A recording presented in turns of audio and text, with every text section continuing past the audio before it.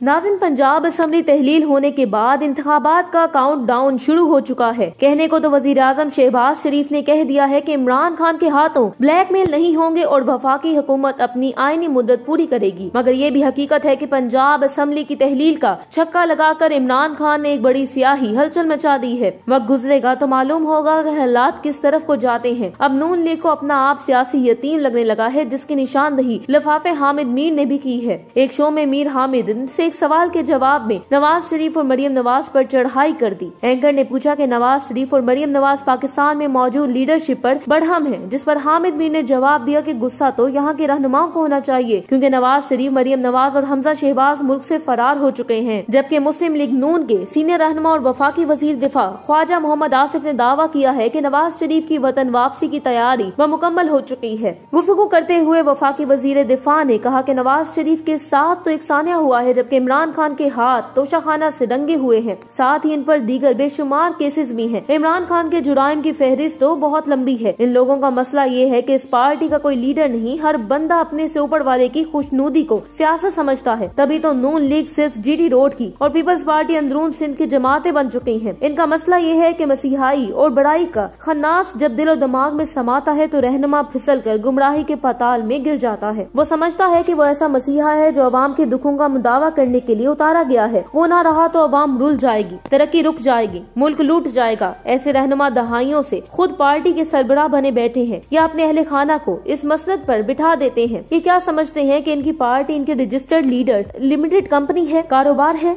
और क्या अवाम भेड़ बकरियां हैं जिनको वो ही हाँक सकते हैं? क्या वजह है इनकी पार्टी के बाकी लीडर साल के तजर्बे के बावजूद इस काबिल नहीं हो पाते कि इन्हें पार्टी की बागडोर दी जाए? बाकियों को छोड़ें, ये आमराना अंदाज सिर्फ इक्तदार में रहने का ढकोसला है। एक दफा मसनद रहनुमाई पर मुसल्लत हो जाएं तो मौत ही दुरानियां मुतय्यन करती है। बिला तफरीक तमाम बड़ी सियासी जमातों के रहनुमा इस मर्ज में मुब्तला है। ये एक ही थैली के चट्टे पट्टे हैं।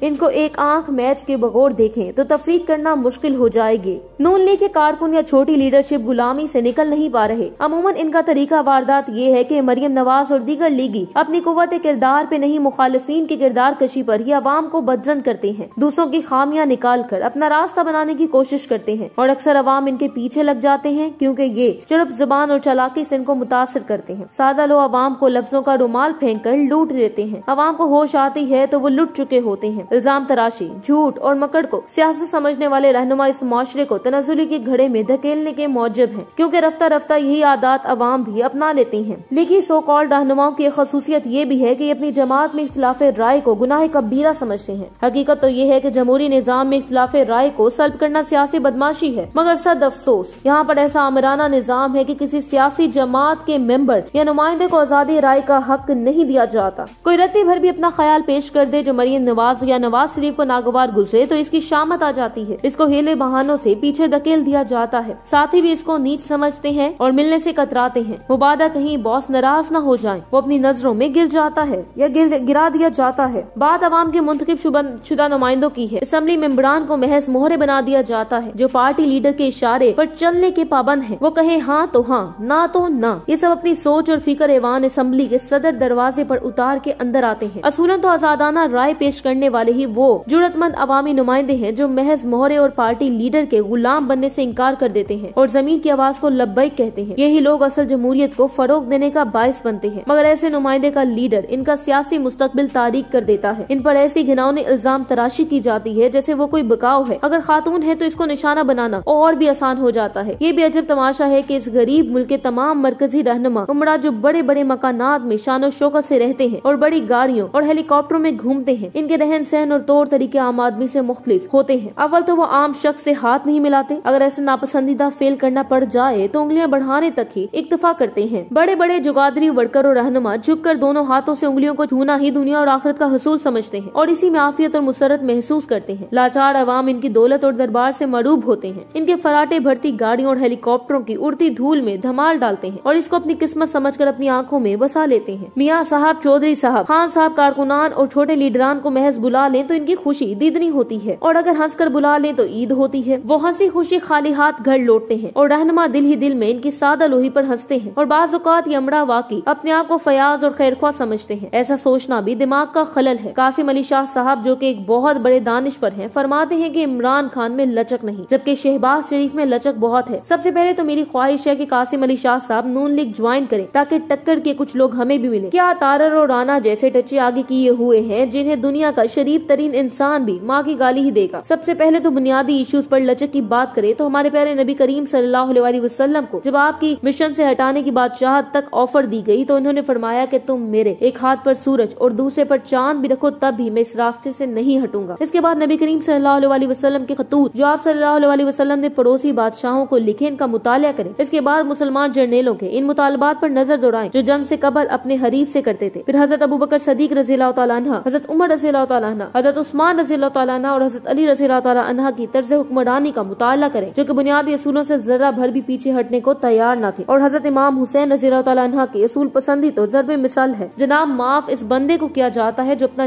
जुर्म कबूल करे और सरेंडर कर दे, लेकिन कोई शख्स अपना जुर्म कबूल भी ना करे और आगे भी रोकने का कोई इरादा ना हो तो इसको कैसे माफ किया जा सकता है। जिस लचक की आप इमरान खान से उम्मीद लगा बैठी हैं, इसी लचक ने तो हमारे मुल्क का कबाड़ा निकाल दिया है ना जनाब। इस्लाम की बात आपको समझ नहीं आती तो यूरोप में देखें कि वो क्या किसी जुर्म के बारे में लचक रखते हैं। क्या बिल क्लिंटन को इस वजह से हुक्मरानी से नहीं हटना पड़ा था कि इसके साथ मोनिका लेविन्स्की के ताल्लुकात साबित हुए। हालांकि सारा अमेरिका ऐसे ताल्लुकात को जायज करार देता है, लेकिन अपने रहनुमा से बतौर सदर रहते वो ऐसी हरकत की तवक्को नहीं रखते। अब ख्वाह पूरा पाकिस्तान ही चोर क्यों ना हो, कैसे अपने रहनुमा को बतौर चोर, मनी लॉन्डर, कातिल और बूट पॉलिश के कबूल कर सकते हैं। एक रहनुमा कौम का अक्स होता है। दुनिया इसे देखकर किसी कौम के बारे में राय कायम करती है। वो अवाम जो जेलों में छूटे जुराइम की पादाश में कैद है, इनके लिए भी लचक दिखाओ ना। आइन से सजा को निकाल दो, अदालतों को ताले लगा दो, फौज की भी छुट्टी कर दो, क्योंकि हम अपने दुश्मनों के सामने भी लचक का मुजाहिरा करेंगे तो हमसे भला कौन लड़ेगा। दहशतगर्दों के साथ भी लचक का मुजाहिरा करेंगे तो भला वो क्यों दहशतगर्दी करेंगे। पुलिस को भी हटा देंगे क्योंकि हम जमहूरी लचकदारस्तान बनने जा रहे हैं जिधर कोई रोक टोक नहीं होगी। अब एक मरहला पंजाब के इंतखाबात का आएगा जहाँ आईनी तौर पर इलेक्शन कमीशन 90 दिन के अंदर इंतखाबात कराने हैं। अगर यहाँ भी इलेक्शन कमीशन ने किसी रुकावट को आड़े न आने दिया तो सूबाई असम्बली के इंतखाबात हो जाएंगे। इस तरह अगर खैबर पख्तूनख्वा की असम्बली भी तहलील कर दी जाती है तो वहाँ भी इंतखाबात कराने पड़ेंगे। अगरचे आईनी तौर पर ऐसी कोई मजबूरी नहीं कि 2 सूबों में इंतखाबात हों तो वफाक और बाकी 2 सूबों में भी बेवकूफ कराए जाएं। ताहम अगर इन 2 सूबों के इंतखाबात को सियासी सूरत हाल के तनाजुर में देखा जाए तो आगे चल के इनके नताइज लाजमन आम इंतखाबात पर ही असरअंदाज होंगे।